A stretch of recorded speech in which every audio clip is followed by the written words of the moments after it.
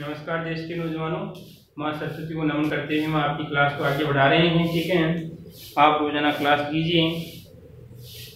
समय कुछ ऐसा है कि जिस समय आप अभी ऑफलाइन पढ़ना या पढ़ रहे थे या पढ़ते थे और आज घर बैठे हो आप पढ़ रहे हो, तो अब सोचिए कि समय है, अगर आप समय का सदुपयोग नहीं करते हैं, क्योंकि ये समय अगर हम सोच के देखें पढ़ने वाले विद्यार्थी हैं उनके लिए तो उपयुक्त है, परंतु जो नहीं पढ़ने वाले विद्यार्थी हैं वो उनके लिए कैसा है, अनुपयुक्त है।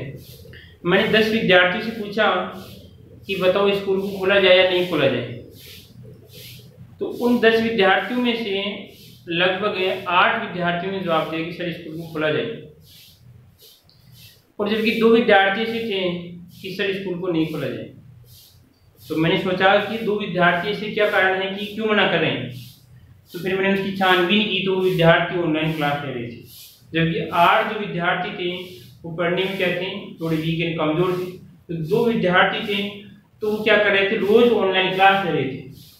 तो ये मत सोचिए कि आपकी हमारी क्लास मिस हो रही है, आपके लिए तो एक बहुत बड़ा क्या है, आपका बहुत बड़ा क्या है आपके लिए प्रॉफिट है कि आपको घर बैठे ऑनलाइन क्लास मिल रही है, किसी प्रकार का कोई आपको चार्ज नहीं लग रहा है। वैसे अगर आप मान लीजिए स्कूल के अंदर आप जाते तो आपको ये समस्या होती, ये समस्या होती, ये समस्या होती। और मैं कह रहा हूँ कि आप अगर इन क्लासों को रेगुलर देख रहे हैं, निपुणता के साथ देख रहे हैं, तो मैं कह रहा हूँ कि आपको अगर स्कूल खुलती है या वो तो मेरी जानकारी नहीं है, खुलती है नहीं खुलती है, परंतु जो आप तैयार कर रहे हैं एक स्कूल की अपेक्षा बहुत बढ़िया मैटर तैयार कर रहे हैं आप ये सोचेंगे कि सर स्कूल में भी आप पढ़ाएंगे, हाँ बिल्कुल मैं ही पढ़ाऊंगा, स्कूल में कोई बात नहीं है, परंतु इसका कारण क्या है कि वहां में पढ़ाने में और यहाँ के पढ़ाने में अंतर है। क्योंकि वहां पर जो 30 बच्चे हैं तो कोई कहता है कि सर ये समस्या, ये समस्या, ये समस्या, तो हम 1 घंटे के मैटर को 2 दिन में बताते हैं वहां पर, और यहाँ पर 1 घंटे में क्या करते हैं, क्लियर कर देते हैं। ठीक है, तो इसी प्रकार आप इन बातों को इग्नोर कर दीजिए और रोजाना आप क्लास से लीजिए। ठीक है, तो हम पढ़ रहे थे आपका एग्री केमिस्ट्री क्लास 12 के अंदर हमने लगभग जो पहला लेसन है उसके लगभग अंतिम पड़ाव में हम चल रहे हैं, अंतिम शायद आपकी क्लास होगी आज इस लेसन की। ठीक है, और मैंने व्हाट्सएप ग्रुप में विद्यार्थियों को भेज भी दिया है, अगर किसी विद्यार्थी की कोई पार्ट छूट गया है तो आप उसमें वो प्ले लिस्ट उस पर देख सकते हैं। ठीक है, पिछली कक्षा में हमने लगभग 9 बिंदु पढ़े थे। कितने पढ़े थे, 9 बिंदु पढ़े थे। 9 बिंदु में हमने पहला पढ़ा था, आपने ह्यूमिनिफिकेशन पढ़ा था, उसके बाद में आपका निक्षालन, निक्षेपण, और उसके बाद में आपका पोड जोलीकरण था और लेटराइजेशन था, और उसके बाद में आपका कैल्सीकरण, डीकैल्सीकरण, लवणीकरण और आपका पेडोटर्बेशन था। ठीक है, तो एक बालिका है, ठीक है, उस अनीता का क्वेश्चन बिल्कुल आंसर सही है।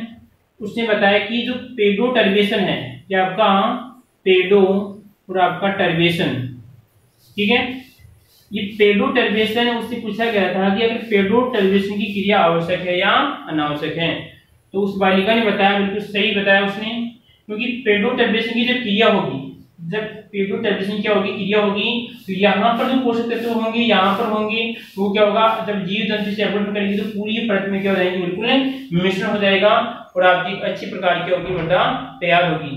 उस बिल्कुल अनीता का क्वेश्चन क्या है, बिल्कुल सही है, आंसर क्या बिल्कुल सही है। ठीक है, अब देखो आगे उसके बाद में हम अगला बिंदु आता है कि मृदा निर्माण को प्रभावित करने वाले कारक, कि मृदा निर्माण को कौन कौन से कारक प्रभावित करते हैं, कि कौन सी स्थितियों में मृदा निर्माण अधिक होगा, कौन सी में कम होगा। ठीक है, तो यहाँ पर जैसे पहला कारक हम पढ़ेंगे, तो कारक हम पढ़ेंगे जो आपकी वैज्ञानिक है, वैज्ञानिकों के अनुसार हम कारकों की चर्चा करेंगे। तो देखो ध्यान से जरा, लगभग बात है 1800 का मतलब है 1900, 1800 में क्या है 1900 की बात है, उसमें आपका वैज्ञानिक आता है डाकू और आपका चेव। कौन आता है, डाकू चेव, क्या नाम है इसका, डाकू चेव वैज्ञानिक नाम है। आप ये मत सोचना कि डाकू, ये डाकू तो हमारे यहाँ पर भारतीय भाषा में प्रचलित है, ये कोई दूसरे देश का होगा तो वहां पर डाकू का मतलब ये नहीं कि वो अगला चोरी करता है या जो भी है। ठीक है, डाकू चेव ने कि मृदा को प्रभावित करने वाले कारक, उसने कहा कि उसने 3 कारक बताए, जो भी देख लेते हैं, ठीक है। इसने 3 कारक बताए और कहा कि अगर ये कारक अधिक होंगे या कम होंगे तो मृदा निर्माण में क्या प्रभाव पड़ेगा। ये इन कारकों की उपस्थिति में मृदा निर्माण कैसा होगा या इनकी अनुपस्थिति में मृदा निर्माण कैसा होगा। तो इस 1900 में डाकुचेव नामक वैज्ञानिक ने, या नाम था इसका, इस वैज्ञानिक ने 3 कारक बताए। कितने कारक बताए? 3 कारक बताए। एक तो बताया इसने पेरेंटियल मैटर यानी पैतृक पदार्थ, ठीक है। एक तो क्या बताया? पैतृक पदार्थ, और एक बताया आपका इसमें क्लाइमेट, जलवायु, ठीक है। और एक बताया इसने बायोस्फीयर का मतलब जीव मंडल। क्या बताया इसने? जीव मंडल। आई बात नहीं? 3 बात बताई इसने, 3 कारक बताए मुख्य रूप से। अकॉर्डिंग तुम किसके पढ़ रहे हैं? डेपुचेव के आधार पर पढ़ रहे हैं, ये बताया था बस इसने, और इसने कोई रिसर्च पेपर या बातें नहीं कही। ये कहता है कि 3 कारक हैं जो मृदा निर्माण को क्या करते हैं? प्रभावित करते हैं। पहला है आपका पैतृक पदार्थ। पैतृक पदार्थ का मतलब क्या होगा? सीधी सी बात है, वो आपका, आप उसे बायोलॉजी में पढ़ते हैं, आपका अनुवांशिकी गुण या आपका वंशानुगतिक गुण के बारे में पढ़ते हैं। जो माता पिता के अंदर लक्षण होते हैं वो किस में आते हैं? उसकी संतति में आते हैं, ठीक है। तो अगर जिस चट्टान के अंदर जिस प्रकार का पैतृक पदार्थ होगा, उसी चट्टान में, उसी मृदा में उसी प्रकार के पदार्थ पाए जाएंगे। दूसरी प्रकार यहाँ पर कह रहे हैं कि जलवायु। तो जलवायु मुख्य रूप से आपके 2 हैं, तो आपकी वर्षा और आपकी तापमान। तो यहाँ पर अगर हम सोच के देखें, अगर अधिक वर्षा भी क्या होगी? नुकसानदायक होती है, और कम वर्षा भी क्या होती है? आपकी नुकसानदायक होती है। तापमान की बात करते हैं तो आपका टेम्परेचर है वो भी क्या होगा? आपका अधिक भी नुकसानदायक होता है, और कम भी क्या होता है? आपका नुकसानदायक होता है। बस ये जो जीवमंडल है वो भी ये बात है कि अधिक जीवमंडल होगा तो भी नुकसानदायक होगा, अगर कम जीवमंडल होगा तो भी क्या होगा? आपका नुकसानदायक होगा। तो आपको याद क्या रखना है कि डाकुचेव नामक वैज्ञानिक था 1900 के अंदर, इसने मृदा निर्माण को प्रभावित करने वाले कितने कारक बताए थे? इसने 3 कारक बताए थे। अगर आप कर रहे हैं जेड की तैयारी, ठीक है, तो आपकी क्वेश्चन बन सकता है। क्वेश्चन किस प्रकार बन सकता है? डाकू और आपका चेव के अनुसार, डाकुचेव के अनुसार मृदा निर्माण को प्रभावित करने वाले कारक हैं। मृदा निर्माण को प्रभावित करने वाले कारक हैं। इनमें आपको देगा, एक तो यहाँ पर है समय दे दिया, ठीक है, और एक दिया आपको इस्तला करके, एक दिया आपको इस्तला करके दे दिया, एक दिया आपको यहाँ पर है दोनों, और एक दिया आपको यहाँ पर है जीव मंडल। कौन सा आएगा बताओ? ये पूछ रहा है कि डाकुचेव के अनुसार कौन सा आएगा? तो ये है, ये भी इसने नहीं दिया था, ये भी इसने नहीं बताया, और दोनों है नहीं, ठीक है। इस प्रकार आपका क्वेश्चन बन सकता है। उसके बाद में अगला जो वैज्ञानिक आता है आपका जेनी। कौन आता है? जेनी।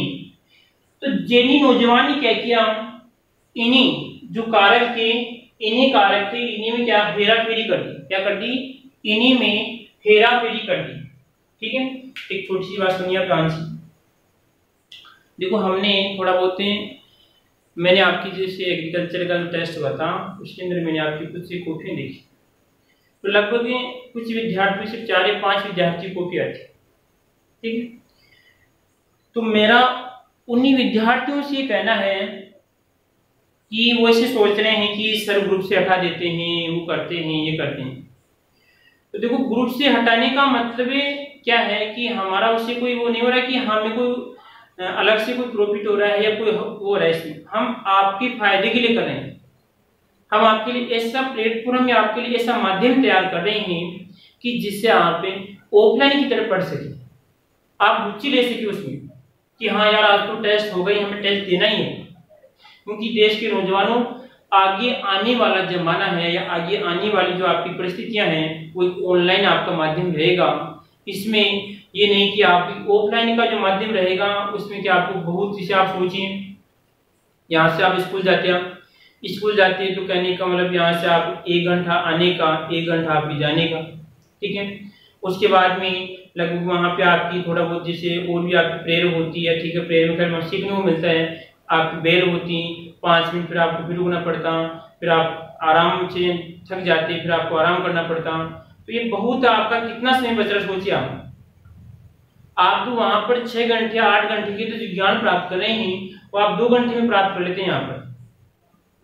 तो सोचिए, मौका ये है, मैं पढ़ने वाले विद्यार्थियों को इसे चेतावनी दे रहा हूँ। ये नहीं कि जो नहीं पढ़ने वाले हैं उनको, नहीं पढ़ने वाले क्या करते हैं, लापरवाही कर रहे हैं, तो उनकी गलती है। तो मेरा कहना है कि आप इससे जो प्लेटफॉर्म है ऑनलाइन है, इसको आप निपुणता के साथ लीजिए।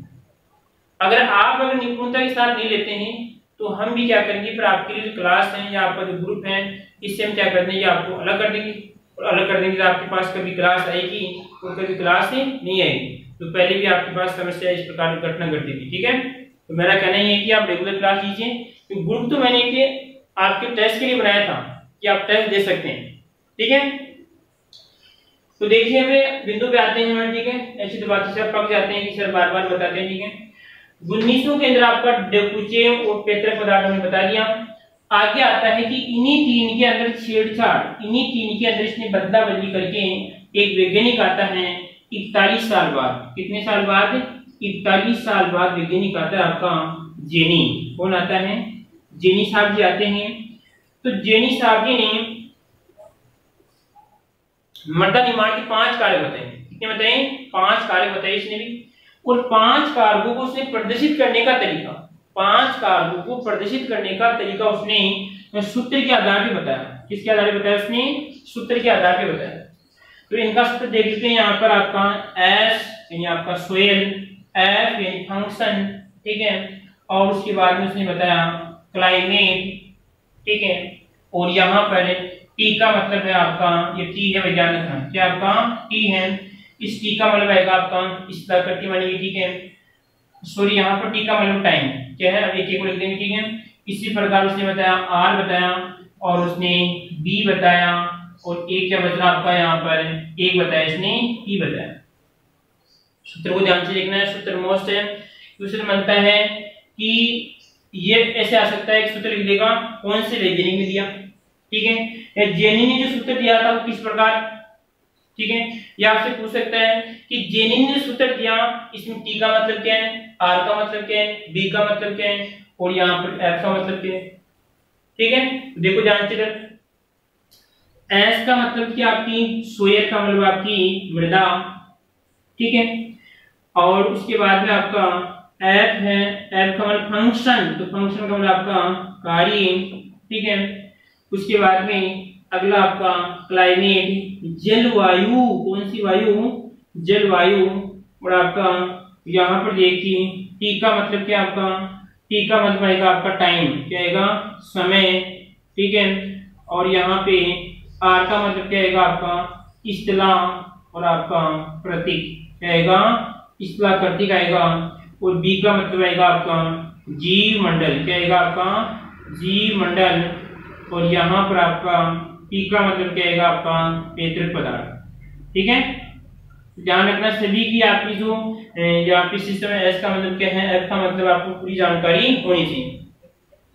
अब सूत्र को देख लेते हैं, इसका मतलब क्या है कि यहाँ पर इन टोटल जो भी फंक्शन करेंगे, जैसे आपकी क्लाइमेट जो फंक्शन करेगी इसके अंदर, या यहाँ पे टेम्परेचर है, जो आपकी स्थलागतिक है, जीव मंडल है, और आपके पैतृक पदार्थ हैं, वो क्या होगा, सभी का एक हमें पूर्ण रूप से क्या करेंगे, एक फंक्शन मानेंगे। ठीक है, और फंक्शन किसके बराबर होगा, यहाँ पर इस S के बराबर होगा। ये कह रहा है कि अगर एडेप्टेशन और अनुकूलित जलवायु है तो आपका कार्य बढ़ेगा, और कार्य बढ़ेगा तो क्या होगी, आपकी जो मृदा निर्माण में क्या होगा, अच्छा होगा। ठीक है, इसी प्रकार अगर टाइम भी अगर आपको अच्छा मिल रहा है, अगर टाइम भी मृदा निर्माण में आपको अच्छा मिल रहा है, तो यहाँ पे भी क्या होगा, कार्य अच्छा होगा, कार्य अच्छा होगा तो आपकी मृदा निर्माण भी अच्छा होगा। ठीक है, इस प्रकृति की बात करते हैं, एक तो आपका इस प्रकार का, ठीक है, और एक आपका प्लेन है, तो प्लेन वाले में क्या होगा, मृदा निर्माण कम होगा, इसमें क्या होगा, आपका ज्यादा होगा। इसी प्रकार जीव मंडल, अगर जीव मंडल आवश्यकता से अधिक होंगे तो भी क्या होगा, नुकसानदायक होगा, और कम भी क्या होगा, आपका नुकसानदायक होगा। और यहाँ पे पैतृक पदार्थ हैं, जितने पैतृक पदार्थ होंगे उतनी आपकी मृदा क्या होगी, आपकी अच्छी बनेगी। ठीक है, सूत्र याद रखना, कब की बात है, 1941 की बात है। वैज्ञानिक कौन था आपका, जेनी वैज्ञानिक था। ठीक है, इधर कौन है आपका, डोकुचेव आएगा।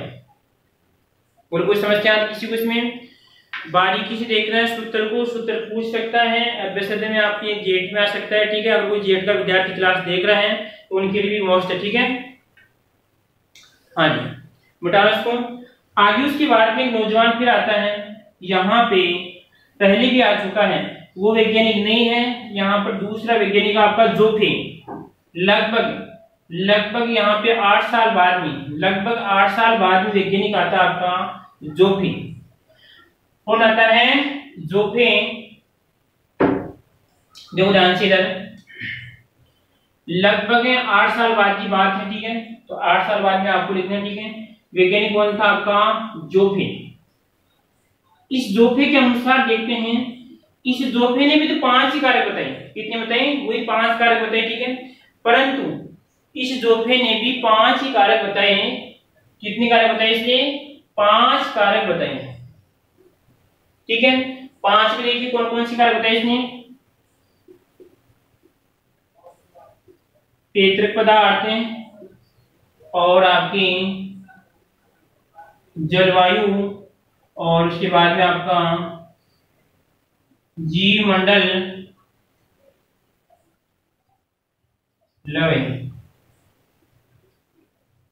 जीव और आपका मंडल, और पेतृक पदार्थ है, जलवायु है, जीव मंडल है, और उसके बाद में कहलाएगा आपका यहाँ पर आपका समय, और यहाँ पर कहलाएगा आपका पेतृक पदार्थ। ये कहलाएगा आपका पेतृक पदार्थ, ठीक है। तो ये बात तो किसने बता दी थी? ये तो आपकी जेनी साहब ने बताई थी। परंतु इस नौजवान ने जो बातें बताई इसको 2 पार्ट में डिवाइड किया। कितने पार्ट में? 2 पार्ट में डिवाइड कर दिया। तो 2 पार्ट में यहाँ पर उसने सक्रिय और निष्क्रिय बताया। क्या बताया उसने? सक्रिय और निष्क्रिय। तो यहाँ पर इसने पेतृक पदार्थ और जीव मंडल क्या माना? उसने सक्रिय कारक माना। क्या माना उसने? सक्रिय कारक माना। और यहाँ पर इसके बाद में जो जलवायु और आपका समय है और आपका जो पेतृक पदार्थ है इसको डबल हो गया क्या? स्थलाकृतिक नहीं लिखा मैंने, स्थलाकृतिक लिखूंगा यहाँ पे, लवण, स्थलाकृतिक, स्थलाकृतिक, स्थलाकृतिक। इन तीनों को क्या माना उस नौजवान ने? तीनों को मानता है वो आपका निष्क्रिय कारक। कौन से कारक मानता है? निष्क्रिय कारक मानता है। तो क्वेश्चन ये बनता है कि यहाँ पर जोफे के अनुसार निष्क्रिय कारक कौन कौन से हैं? जोफे के अनुसार निष्क्रिय कारक कौन कौन से हैं? और यह पूछ सकता है जोफे के अनुसार सक्रिय कारक कौन कौन से हैं, ठीक है। अब देख लेते हैं कि क्या है सक्रिय कारक का मतलब क्या है, यहाँ पे निष्क्रिय कारक का मतलब क्या है। तो आपके सक्रिय कारक हैं, सक्रिय कारक की बात करते हैं, कहने का मतलब सक्रिय रहेंगे। ये क्या करेंगे? यहाँ पर ऊर्जा प्रदान करेंगे। क्या करेंगे? सक्रिय कारक ऊर्जा प्रदान करेंगे। ऊर्जा के द्वारा क्या होगा? इसका अपघटन होगा। और यहाँ पर सक्रिय कारक के लिए आधार कौन प्रदान करेंगे? सक्रिय कारक के लिए जो आपके निष्क्रिय कारक है वो क्या करते हैं? आधार प्रदान करते हैं। इसके अंदर जो ऊर्जा बनती है इस ऊर्जा का उपयोग निष्क्रिय कारकों पे होता है, और निष्क्रिय कारकों से क्या होती है? आपकी मृदा का निर्माण होता है। पर इससे भी क्या बनेगी? आपकी ऊर्जा बनेगी। इससे भी क्या बनेगी? आपकी ऊर्जा बनेगी। और इस ऊर्जा का उपयोग कहाँ पे होगा? आपका निष्क्रिय कारकों पे होगा। और निष्क्रिय कारकों पे उपयोग होगा। निष्क्रिय कार्य क्या करते हैं? आपके सक्रिय कारकों के लिए क्या करते हैं? आधार प्रदान करने का कार्य करते हैं, ठीक है। और कोई दिक्कत किसी को इसमें? कोई समस्या? अरे भाई सीधी सी बात है यहाँ पर कि जीव मंडल किस पे क्रिया करेगा? जीव मंडल यहाँ पे स्थलाकृति किस पे रहेगा? आपका स्थलाकृति पे निर्भर है। किस पे निर्भर है? या आपका जो जीव मंडल है वो किस पे निर्भर है? आपका स्थलाकृति है, समय है, आपका जलवायु आदि भी क्या है? निर्भर है। तो आधार कौन से कहलाएंगे? आपके निष्क्रिय कहलाएंगे, ठीक है। और कोई समस्या आती किसी को? उसको बोलिए आप, समस्या है तो, ठीक है। हाँ जी, आगे देखो उसके बाद में अब थोड़ा थोड़ा यहाँ पर अकॉर्डिंग सिलेबस के अनुसार इसको वर्णन कर लेते हैं। एक एक 5 कारक हैं, 5 कारकों का वर्णन कर लेते हैं, ठीक है। 5 कारकों का हम वर्णन कर लेते हैं।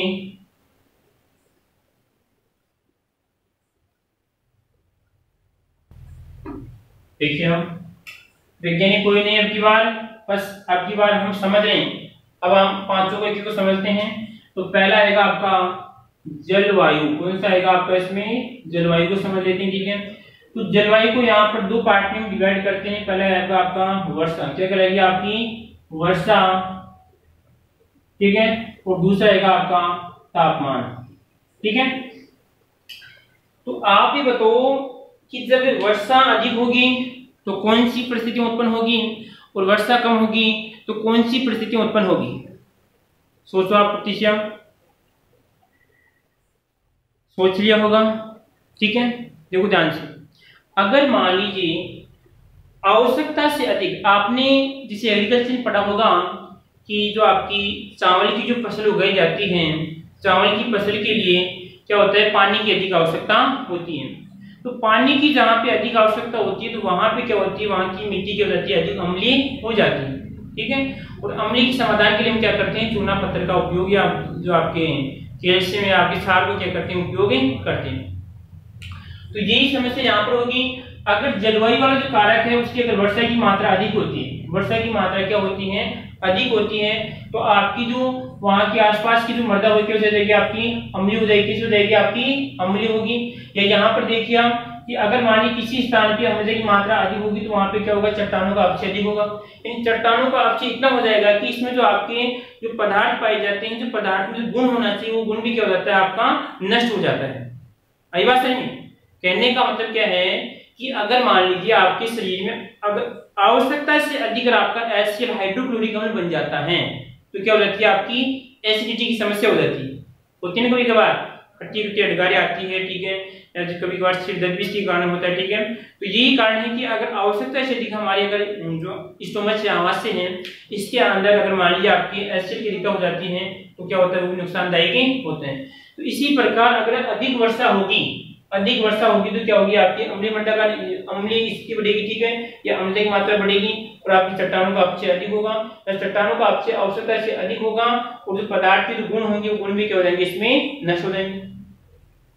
इसके विपरीत देखिए, जब अगर वर्षा कम होती है, जब वर्षा क्या होगी आपकी कम होगी, तो जब वर्षा कम होगी तो सीधी सी बात है यहाँ पर वही समस्या क्या होगी कि यहाँ पे बार क्षारीयता की समस्या हो जाएगी। क्या हो जाएगी, आपकी क्षारीयता की समस्या उत्पन्न हो जाएगी, ठीक है।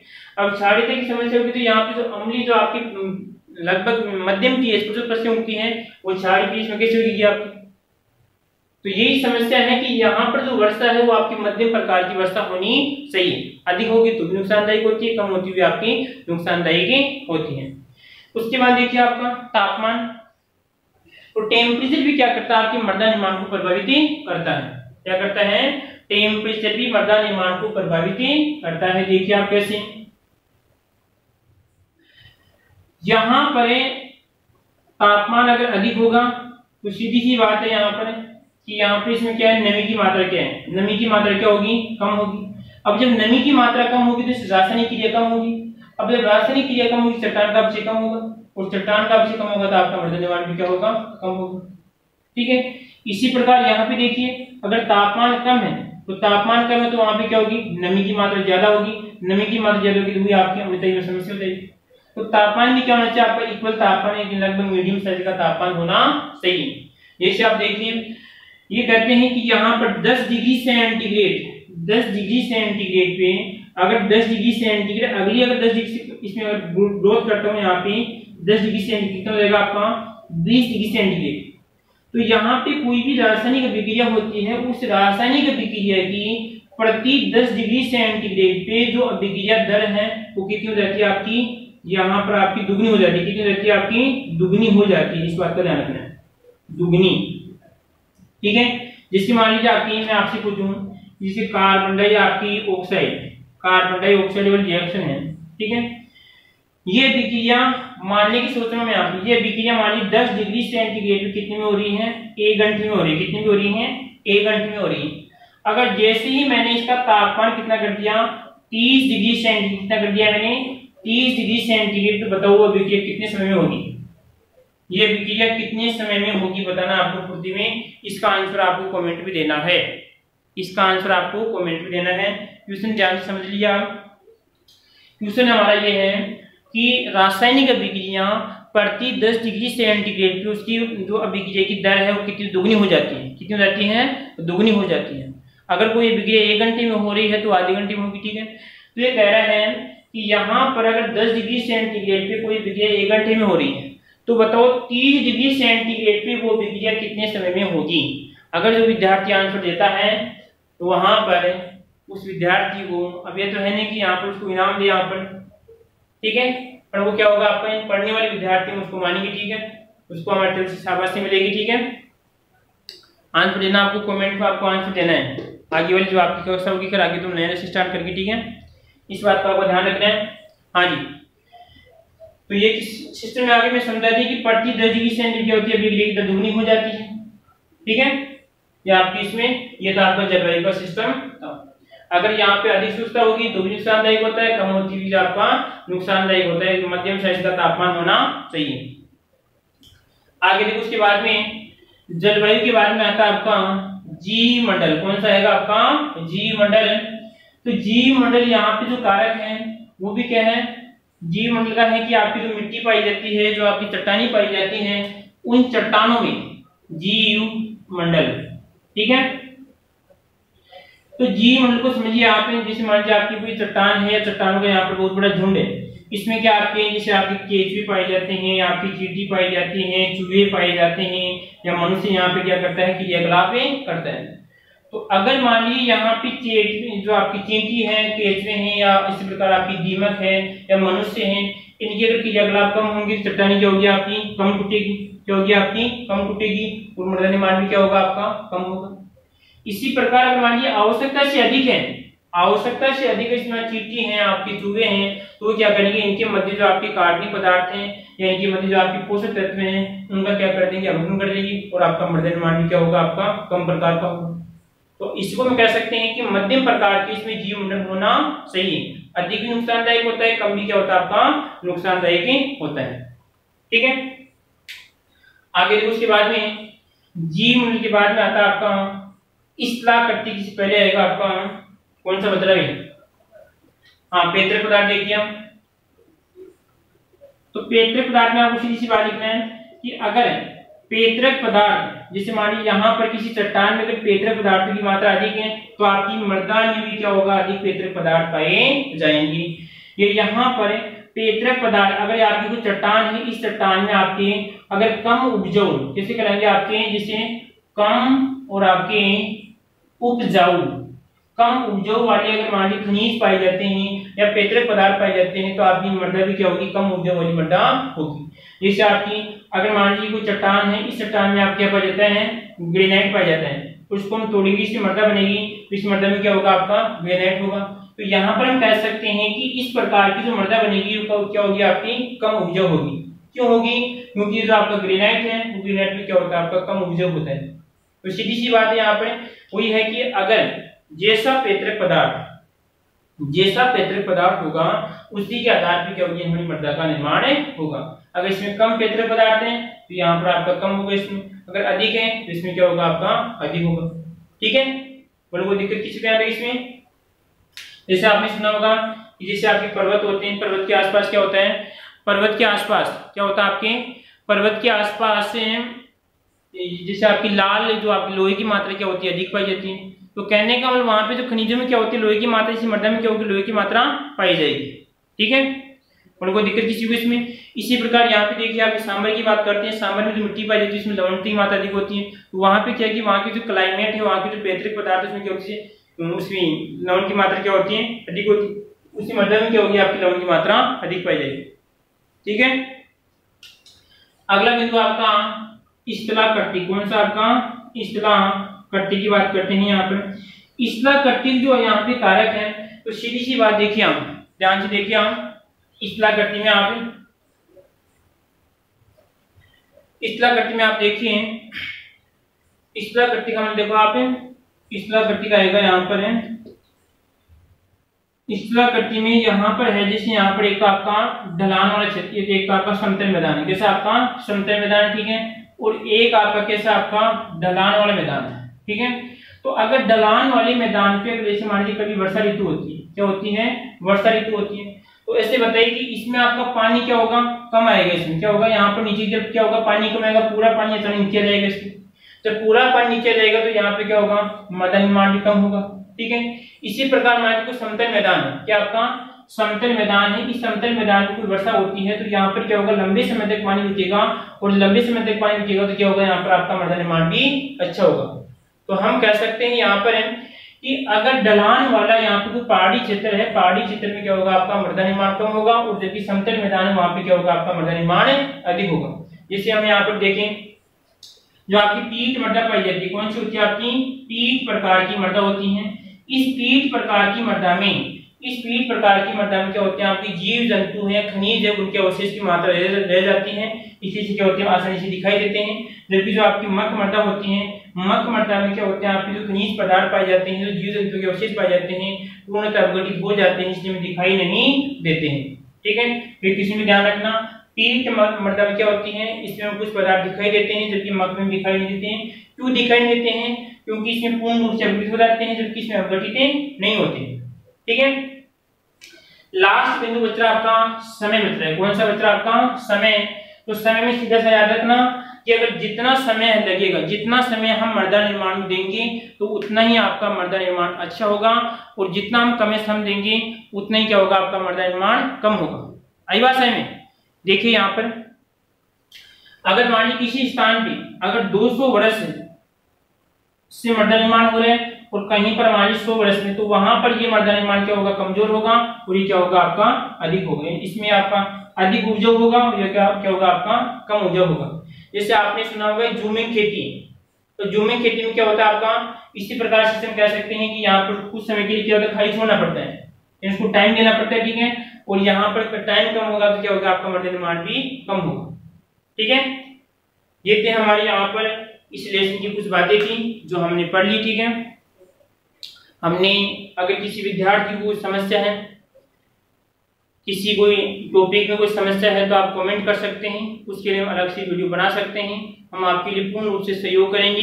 ये नहीं कि हम आपके लिए कोई फॉर्मेलिटी पूरी करें, या तो हम कोई काम करेंगे नहीं, और काम करेंगे तो हम आपको पूर्णता के साथ, हम आपकी जिम्मेदारी के साथ आपको काम निभाएंगे। आप ये भी नहीं कि हमारे साथ कोई वैसे कोई आप जुड़े हुए, आप तो केवल यूट्यूब के माध्यम से हमारे जुड़े हुए आप, तो इसका मतलब है कि आप रोजाना क्लास लीजिए। कोई समस्या है तो आप बोलिए कि पढ़ाई से संबंधित सर ये टॉपिक हमारे समझ में नहीं आया, तो हम आपके लिए वापस उसको एक्सप्लेन करेंगे। ठीक है, हमने इस लेसन में क्या क्या पढ़ा, सबसे पहले जैसे मृदा थी, मृदा के बारे में क्या क्या होती है, इसमें क्या क्या पाया जाता है, उसके बारे में पढ़ा। ठीक है, उसके बाद में क्या पढ़ा था हमने, चट्टानों के बारे में पढ़ा था। किसके बारे में पढ़ा था हमने, चट्टानों के बारे में पढ़ा। ठीक है, और उसके बाद में हमने क्या पढ़ा, चट्टानों के बाद में हमने पढ़ा कि यहाँ पर जो आपका मृदा निर्माण के बारे में हमने पढ़ा।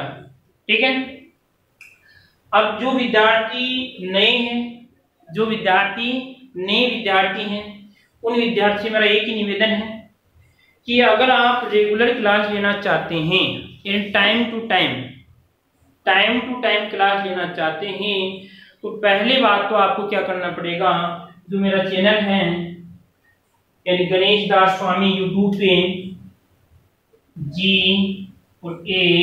GANESS गणेश दास स्वामी, ठीक है, और साइंस SCIENC, ठीक है, ये तो मेरा चैनल है। ठीक है, अब इस चैनल पे आप जाइए, वहां पे आप चैनल को सब्सक्राइब कीजिए। ठीक है, क्लास आपको मिलेगी।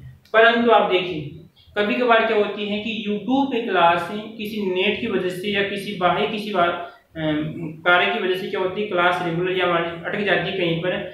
इस समस्या के समाधान के लिए आपको हम हमारी नंबर दे रहे हैं, आपकी 9928155975।